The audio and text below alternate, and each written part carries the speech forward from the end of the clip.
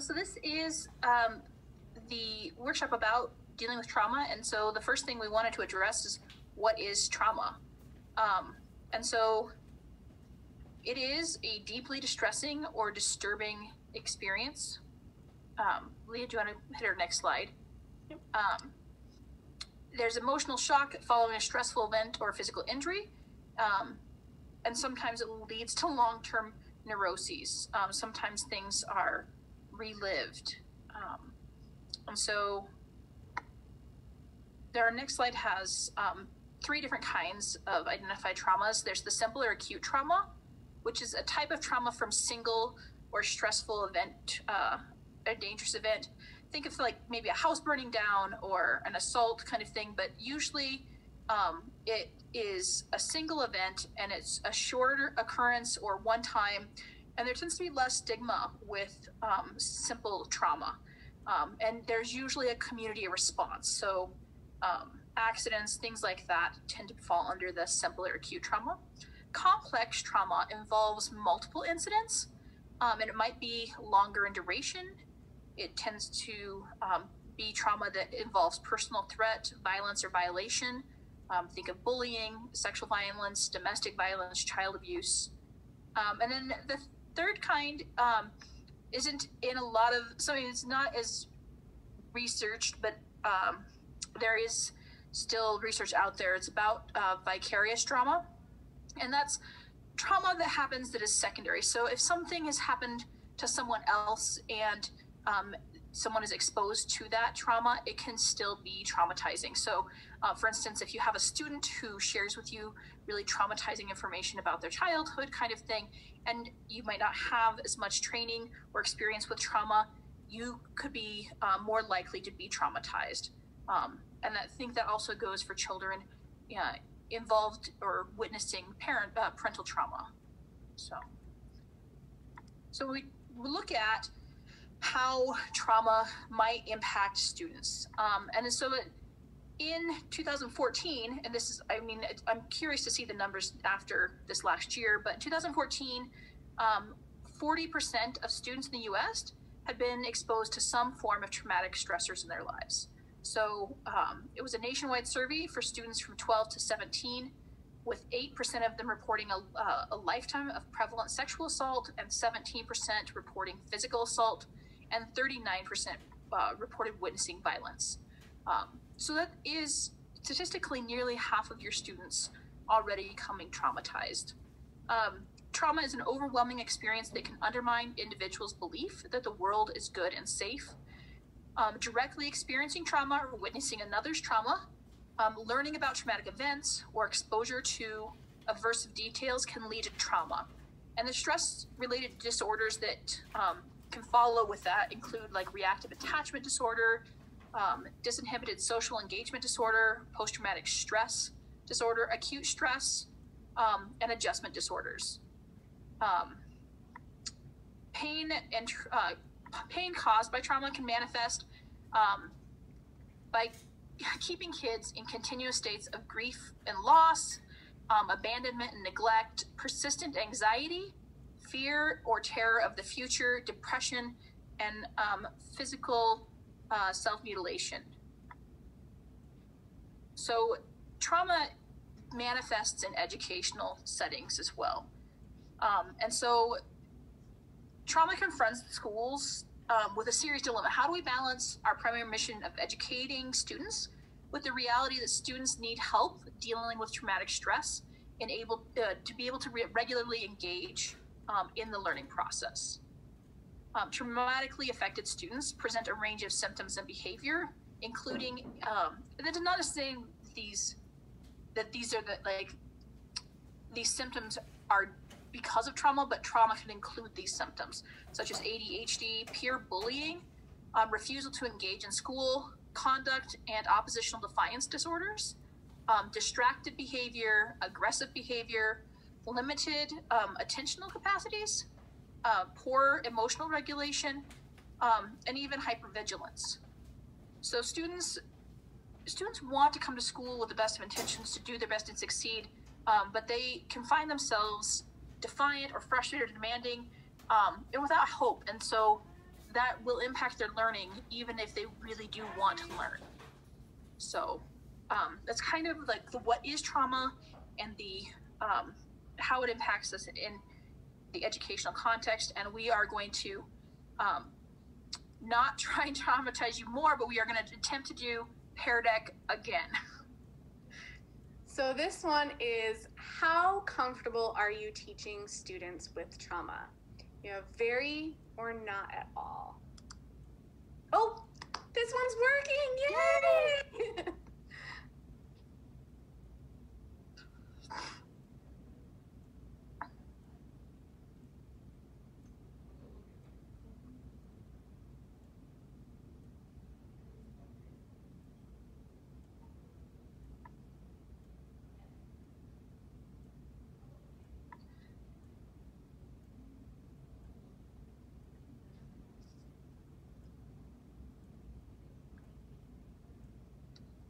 All right, so we have 31 out of 35 responses, and if you look at this, the majority of you rest somewhere in the middle towards very, which is pretty indicative, I would say, of art teachers in general, given that the nature of our art classrooms is a very safe space for students and a space where students can express themselves, where students can feel comfortable.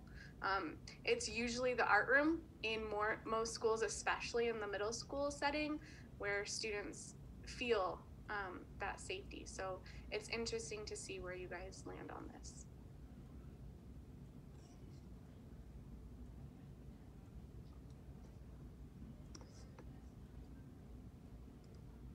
Okay, we are going to go into understanding trauma.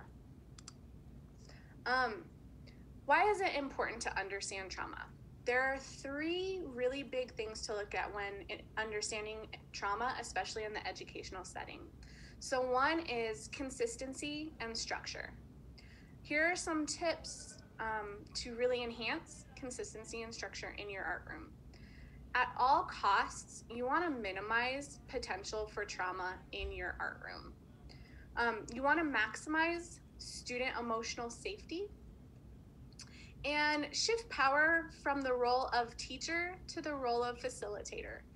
The more student agency you can provide in your classroom, the better off your students who are dealing with trauma will be when they are allowed to make choices and allowed to have some agency in your classroom. They really do thrive. Assume that every art room has a subset of traumatized students. Abby, you said 40% of all students? That was in 2014. Yep, so especially after this year, it's probably higher. So more than likely, you have at least a small set of traumatized students in every one of your classrooms. A good way to approach each class and each student is just with caution and with good intent. Establish consistency with the routine and with the physical classroom. This is really, really important for students with trauma.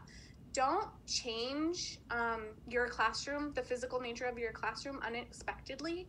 And if you do, give warning to students that you're going to change something in the classroom, especially students with PTSD. This can be very re-traumatizing for them if you change something in the classroom. Also, if you are going to change something and you can give students input on what to change, that once again gives them the agency over their own classroom. And create structure with your students. For example, use a social contract. Where they have agency, they have more buy-in. If students have are a part of the process for rules and regulations and consistencies and structures in your classroom, they are more likely to have more buy-in, which means they are going to follow the rules better. Restorative justice has been around now for a couple decades. It's a program that really focuses on building and repairing relationships. The first premises of restorative justice is to do no harm. If you do harm, then you practice restorative justice. Restorative Justice Foundation is really managing behavior and building, nurturing, and repairing relationships. We're all human, we all make mistakes, we all hurt people at some point, but it's really acknowledging that hurt and owning that hurt that we may inflict on others, and then repairing the relationships. And this can go between student and student and teacher. Restorative justice uses regenerative shaming, which acknowledges the wrongdoing impact by both the offender and the harmed. And it's all about reconciliation. Student voice is a key component of the restorative justice process. And it creates an environment that addresses power and status imbalances. Restorative justice is accomplished through culture, community, staff training, integration, buy-in, and patience. The big, not issue, but the big thing to be aware of with restorative justice is it takes a long time to implement. This is not something that comes overnight, but it takes a couple years, especially if you are in a school where the entire school is going to practice restorative justice practices. It does take a while to actually implement. The last part of understanding trauma is self-care. And I hope you guys have all heard this year about self-care. It's something that's always on our minds, but this year it's been at the forefront of our minds with everyone worldwide dealing with the pandemic. Self-care is an essential survival skill. Self-care refers to activities and practices that we can engage in on a regular basis to reduce stress and maintain and enhance our short and long-term health and well-being. Self-care is necessarily for your effectiveness and success in honoring your professional and personal commitments. You want to find time. That's probably the hardest thing to do, but you want to find time for self-care. Set aside time for self-care for yourself and for your students. Give students agency and voice. Come up with brainstorming ideas with your students on how they can practice self-care in your art room and how they can collaboratively do this as a whole class. So, relating to self-care, what is filling your bucket today and what is draining it? If you want to write in there something that's filling, something that's draining, and you might want to make your pen kind of small. We'll probably see a lot of responses come up on this one.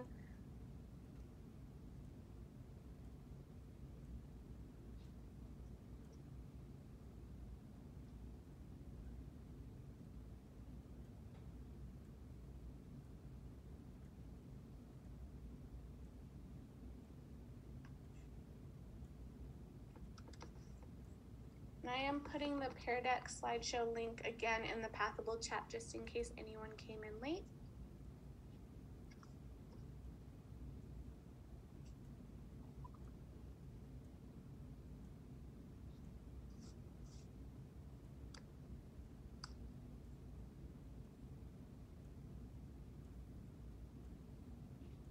I think we might be on a Pear Deck again that you guys are only seeing yours. The last one worked, and I think we're back to seeing one at a time. It might be ones where they have to write in. So if you guys want to, in the chat, you can also, in the Pathable chat, you can also write what is filling and what is draining your buckets today. There you go. What a workaround. Yay.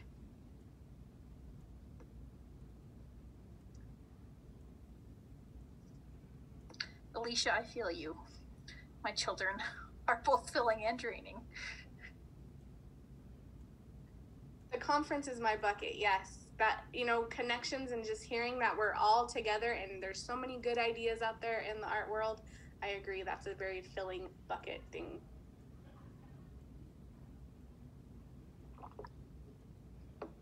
the cold winter is draining. I would have to say the opposite for me. I live in Alaska, and actually Abby and I were talking today. She was talking about the heat. I'm like, I would die in the heat. She's like, I would die in the cold.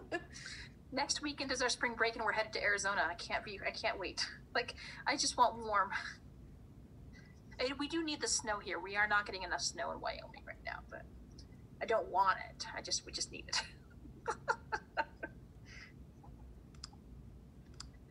While you guys continue, we're going to move on. So the core premise of trauma-informed teaching is to build relationships of respect with students. I'm going to say it again because it's important. The core premise of trauma-informed teaching is building relationships of respect with students. And I really firmly believe that the art room, the art context, I mean, I know there's some people who are in galleries or museums, but when you make art, you are able to build relationships and be human with another person, and it is critical. So we're going to go into current best practices. And so current best practices involved trauma-informed positive education. And it actually is an acronym, TIPE. It's a model which takes best practices from two arenas, the trauma-informed educational practices and positive psychology. And it blends them together for some really effective practices. And so I'm going to kind of go through the trauma-informed education, trauma-informed educational practices and the positive psychology, and kind of how those work out separately. So the trauma-informed education models that are out there tend to have two broad areas of intervention. One is healing dysregulated stress responses, and one is addressing attachment capacities. And so part of that is self-regulation. And so, Leah, I think that's the next slide. Self-regulation is one of the things that we want most for kids to be able to do. It is a core developmental strength for children, and traumatized children have a hard time with self-regulatory things. So there are things that you can do in the classroom or with students or with your own kids that help reset some of those. And so physical regulation can help restore regulatory abilities, and rhythmic activities. So for like littler kids, songs, circle games, drumming, short bursts of exercise, and other sensory integration activities. And for older kids, things that are patterned, mindful breathing, visualization, yoga, Tai Chi, adapted drumming, music-based activities, short exercise bursts such as like sports drills or stationary bikes, treadmills, circuits. Not that I have it like the sports equipment in my room, but sometimes the kids are coming just from PE, sometimes really are doing a little bit better. The other thing I find helpful with my students, but they also recommend in the research, is that older kids really are ready to hear about biofeedback. And heart rate variability is one of those things that you can measure. It's kind of like how fast your heartbeat is beating every minute. And so like there are times when you are more stressed that your heartbeat changes, and like the variation in the beats tells you a stress response. And so there are real ways that you can reset stress responses, and you can let kids know that. And so some of the things that I teach my students, I taught them this week, and I let them know because they're always like, breathing, I was like, well, the Navy SEALs do this. They really do. Part of the Navy SEAL practices, especially for snipers, is to do what's called a box breath. And that is, if you think of a square, you can start with like 3 seconds on each side, but you like breathe in 1, 2, 3 slow, and you hold it for 3, and then you breathe out for 3, and you hold it out for 3. And you can work up for 5 or 6 seconds on each side. And within 2 minutes, you can actually reset a fight or flight response. And so for students who just kind of feel panicky, box breathing is really a good reset. So that self-regulation, it can be really important. Another thing that's part of this is building strong relational capacities. And that really does, it goes back and starts helping with that attachment capacity. And so it's a must that we establish strong relational foundations for these kids, because It grounds them in safety and belonging. The relationships that they find in research that are most effective are when teachers have empathy, are warm, are genuine, encouraging, and really encourage critical thinking from students. Unconditional positive regard is critical to helping students know that a teacher values them regardless of their behavior, their affect, or their presentation. And they had some examples of how you don't make your attention with them dependent on their behavior, that they're going to get your attention no matter what. And part of that is understanding that your own stress response in relationship to students can be unhitched. And so how, like if you can remove like that trigger where it says, oh, they're acting out, it must be something I did. Sometimes it's not something you did at all. And so if you can just assume that it's probably not something you did, but that you can probably help them process through it, that does help. Consistent, proactive, welcoming invitations to have students stay in a teacher-student relationship does create safe opportunities for learning. And it's something that's ongoing and needs continuous maintenance.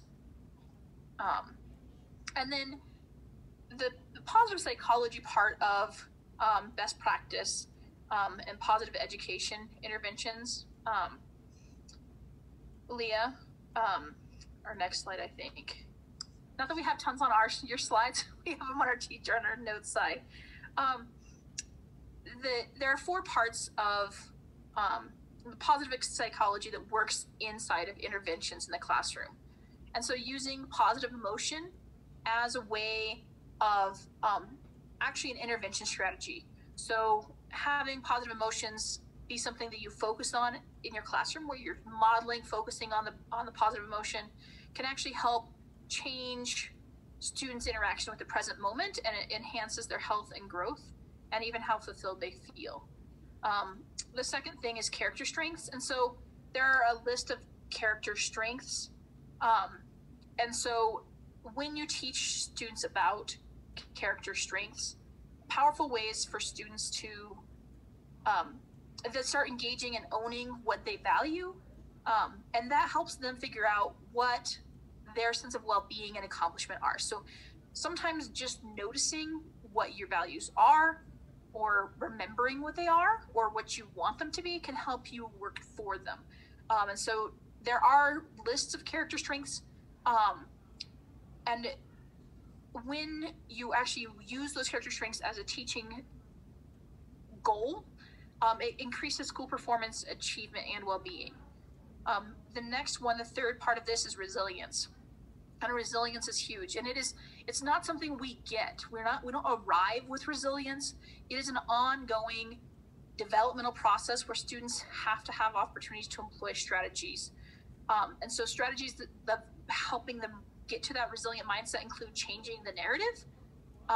So the story that's getting repeated in their head, how do you help them reframe that? Facing the fears, practicing self-compassion, meditating, and cultivating forgiveness. And then the last part of that positive psychology piece that is an educational intervention is gratitude. And that's, being aware and appreciating good things, especially other people's actions, and experiencing kindness of others. And so sometimes life is really hard to find gratitude in, especially for students who are traumatized. It's something that they have a hard time with. And so modeling like people being kind to each other and small things that aren't necessarily object related or situationally related. But when you can start to embody gratitude through lived experience and connection with others, it does start to help students. And so that is kind of takes us through some of the research best practices. We also have included in our Google Drive that we posted in our link resources to the research that we use to help develop this presentation. So that's available to you. All right, we have another Pear Deck. Fingers crossed it works. Just want to check in. What's your stress check right now? You're in a good space and you can focus? Something is bothering me, but I can still focus? Or I can't manage my emotions or behaviors right now? This is also a good thing to do in your classroom. There are multiple ways to do this, especially with the technology that we have all come to love and use this year. But there are multiple ways you could do stress checks in your classroom. Even having something like nonverbal cues that where you can read students and where they are in their stress check for the day, or when they come in, having some kind of check-in with them. Stress checks are really, really important for you as a teacher to figure out where your students are, and for your students to be able to tell you what their stress levels are.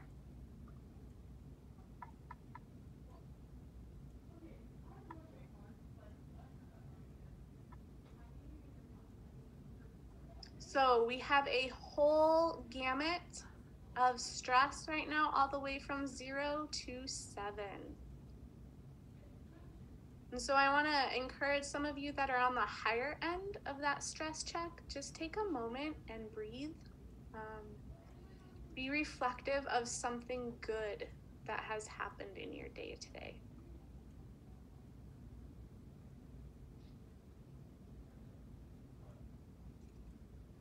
Abby, do you have some examples that you currently use in your classroom for stress checks?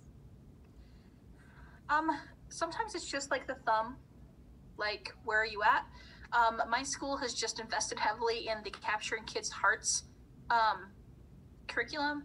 And so we do things like good things, which is, like a 5-minute share out of things that are good in your classroom. But it generally, when you have kids that struggle to come up with a good thing, that can be an indicator of stress too. So sometimes the absence of engagement in a positive focused activity can be a stress indicator. I used to have one when I taught at the kindergarten level. It was just a tap on the door. I had a kind of like this, a green to red indicator right at my door, and kids would just tap as they came in, and they would tap as they went out. And so when I saw them come in, I would really pay attention to the kids that tapped higher on the scale as they came into class, and I knew that I should definitely approach cautiously with them for the day. All right, we're going to move on to practical ways. There are really 5 principles of trauma-informed teaching, and those include ensuring safety, establishing trustworthiness, maximizing choice, maximizing collaboration, and prioritizing empowerment. So I'm going to go through some of these in everyday contexts. Assuring safety, really try and create an environment of safety, create safe space for communication and interactions. This really is practicable when you model good and safe behavior. When you are the beacon of safety for students, they will feel safe in your class. Establishing trustworthiness. Show and model what it means to be trustworthy and respectful. Encourage strong relationships between students by using restorative practices that were mentioned in the restorative justice section. Show consistency in reactions and communications with students to develop trust.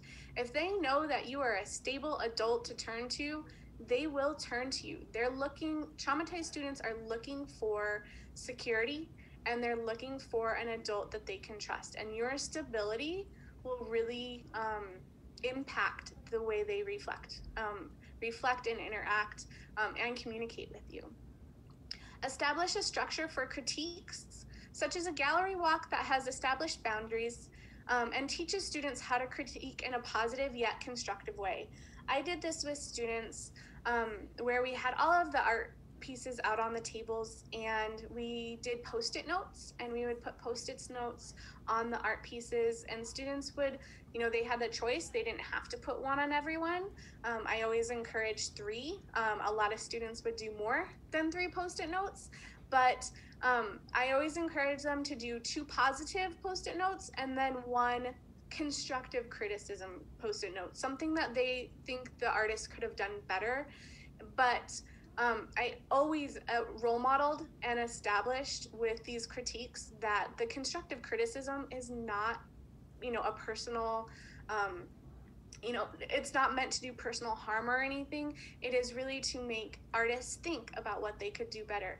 And critiques can be some of the hardest days for students who experience trauma, and just laying boundaries and establishing a good routine really helps students be able to open up with critiquing in the art classroom. Maximizing choice. Create choice in the classroom to promote positive use of student voice and agency. Allow students to shine through their creativity, their ideas, and their critiques. When students have ownership over their learning, they thrive. Maximizing collaboration. Allow for as much collaboration as possible. When students learn and create together, this reinforces positive, strong, and meaningful relationships between students. This creates safe environment that students with trauma need. And prioritizing empowerment. Let students be a part of the process of the idea making for their projects. Give students the opportunity to make their own decisions. Give students a place and space to express themselves. Let students be a part of the classroom layout, design, functionality, and decoration. Create social contracts for each class. Give students opportunities to showcase their work, and enable students to self-assess their own work.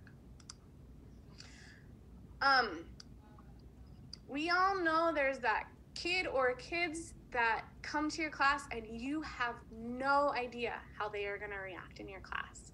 Here's a couple tips, and then here's a story that I have from a year where I taught middle school. So 2 tips: learn to put students' reactions into context. Don't take them personally, or at least try not to. A lot of times those unexpected responses are not aimed at you. They're an unexpected response. They're a trauma-triggered reaction. Give students choice to find their interests. And here's a story I have about that. I had a student, the kid that blew up in every class. This was that kid. He was a known gang member. He was in and out of school suspension. And in the end of my career, I was a tab teacher. Prior to that, I had done rotations in my middle school classroom where we had a quarter and we had 6 projects for the kids to work through. They work through them at their own pace. And this student latched on to beading, and he actually came to me one day and he said, "Can I bead and read at the same time?" I said, "Absolutely." And so he actually got out a book and he was reading while he was beading on his loom. And that really goes back to that patterning that kids, sometimes they need that patterning to get through stuff that was hard. He was dyslexic and he didn't read that well.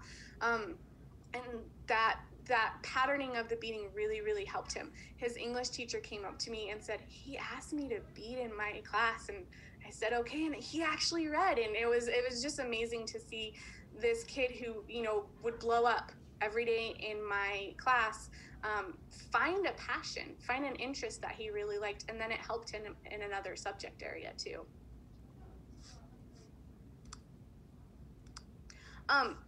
Another practical way is interacting thoughtfully. Be mindful of power imbalances. When we mention, really being a facilitator instead of a teacher, there is definitely a difference in the classroom mindset of students when they see you more as a facilitator of the class instead of a teacher of the class. Maintain effective boundaries.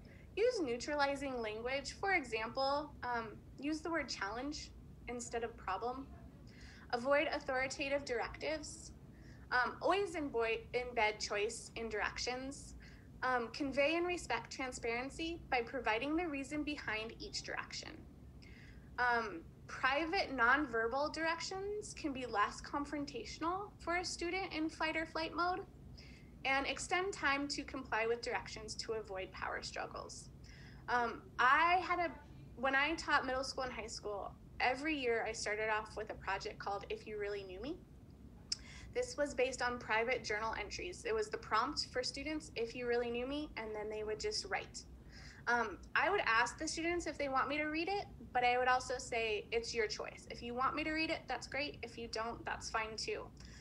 Giving them this option really opened up the students to feel safe to write down their thoughts and then decide if they wanted to give entry to a trusting relationship with me.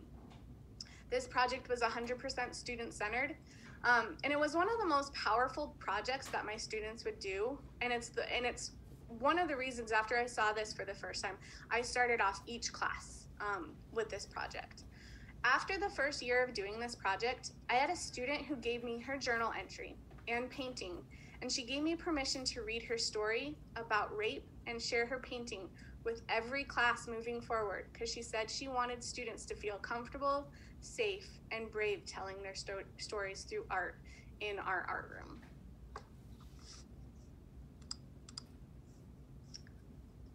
Relationship building. Greet students at the door every day and ask them something they are interested in, inside or outside of school. 2x10 rule. Talk to students for 2 minutes a day for 10 days in a row about topics unrelated to academics or behavior.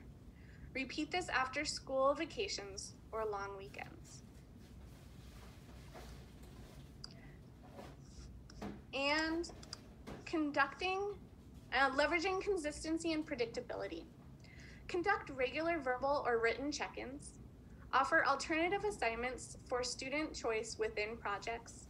Avoid abrupt changes to the physical classroom, and watch the way you move around the classroom and physically approach students. And we know we are getting close to our time at it's 5:45 here. I don't know what time it is where you guys are at. It's early here in Alaska, but we have a few more slides, and so we're gonna quickly, are you still here or engaged, or have we lost you? Just a quick thumbs up or thumbs down.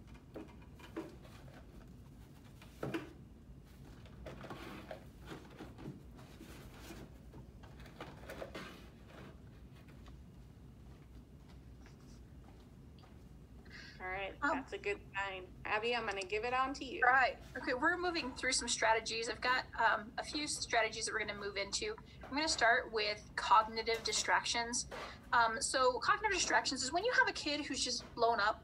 A lot of times we're like, take a break or take a walk, and they actually say, the research says that that's really not the best route, because sometimes it just lets them continue to live in their head. And so you can help them change the channel by having them engage in something different. So for younger students, maybe a listening center or a find the picture activity. For older students, you could have them count all the green or any colored items in the room, say the alphabet backwards, do Mad Libs, recite trivia, or think of the first 10 lines to their favorite movie. So having them engage in a different activity moves them towards a different outcome. The other way that you can have be supportive is, or have a strategy, is supportive feedback. So when you approach a student, sometimes they will amplify anything negative to you, especially students who are traumatized or have trauma backgrounds. They will interpret everything through like an extra filter of extra negativity. So the way that you can help counteract that is students will key on the first and last thing you say. So if you can start with something you really love about the project, or what they're doing, or the way they're behaving, or something positive, then put the feedback that you need to give them in the middle, and then you end it with a positive statement. And so if you can make it like a positive sandwich for your feedback, that can be really helpful. And then identifying competencies is huge. There are kids who, we know this as art teachers, they're really good at art, but they are on an IEP in every other classroom, but you would never know it in the art room. Or they're really great at PE, or they're really great at band, or an area that they feel competent at is huge. It helps them develop a more accurate self-narrative and helps them be able to picture a future for themselves that is positive. I had a student who, I don't think he made art for an entire semester, but he cleaned my sink every single day. And you ask him what he wants to be when he grows up, a custodian. And what does he come back into my classroom this semester and tell me? Man, your sink looks a lot better when you let me clean it all the time, kind of thing. He owns how my classroom looks because that's important to him, and that's an area of strength for him that we can connect over. There are strategies of increasing inclusionary practices. We, as teachers, do that, try to like ignore bad behavior kind of thing. But for some students who have abandonment and neglect issues and trauma related to those things, avoiding or ignoring those behaviors actually is a trigger for them. And actually can send them off into a spiral. So if you have a student go to like a timeout desk or stand by the door or go to the hallway, it can actually trigger some students. And so for those students who are disruptive, sometimes they're disruptive because they know that if they do this behavior, they're going to get your attention like this. And so they're actually conditioned to have the behavior to get your attention. And so if you can give them a predictable time and sure, like consistent way of engaging them, where you are going to give them attention every 10 minutes and you let them know that, so they know that you're going to be predictable. It's huge. And you really need to start tying messages for students into, I really like who you are for you, not like I like you when you behave like a good human. Those need to be, those two things need to be separate. Students need to be affirmed for who they are as a human, and behavior starts to disentangle that from those kinds of, I really like you because you're behaving well today kind of thing. So another strategy is fostering feelings of safety. When students who have complex trauma histories feel belittled or ashamed or overwhelmed or confused or powerless, they don't feel safe. And if they don't trust the teacher, they don't feel safe. And if students don't feel safe, they can't learn, period. Students have to feel safe in your classroom and in your context to be able to engage with your content 100%.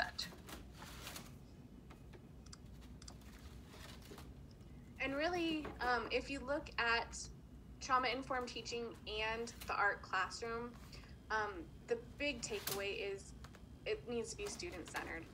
When students are seen for who they are and put at the center of their own learning, it shifts the conversation, helping students move through their trauma and engage in their learning.